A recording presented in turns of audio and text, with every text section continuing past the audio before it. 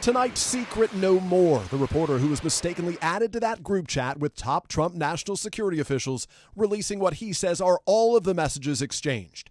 Among them, this from Defense Secretary Pete Hegseth, sent just 30 minutes before the U.S. struck Houthi targets in Yemen on March 15th, detailing exact times and the weapons to be used.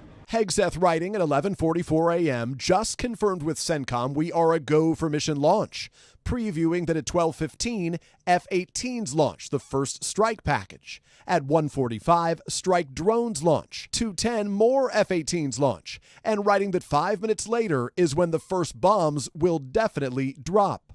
Atlantic editor-in-chief Jeffrey Goldberg releasing them after he says multiple officials said no classified information was sent on the encrypted commercial app Signal. If the timing of a combat mission, an imminently launched combat mission, is not sensitive government information, I simply don't know what is. They know it's not war plans.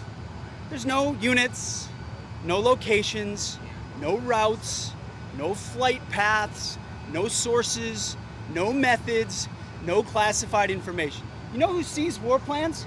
I see them every single day. Late tonight, President Trump was asked if the administration is downplaying the chat. I don't know about downplaying. The press upplays it. I think it's all a witch hunt. And about Hegseth's role?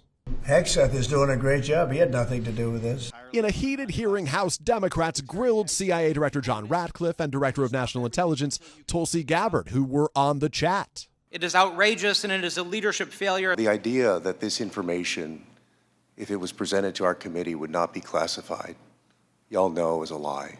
But Republicans emphasize what was not included in that group chat. Were there any names in the Signal chat? No. Any targets? No. Any locations? No.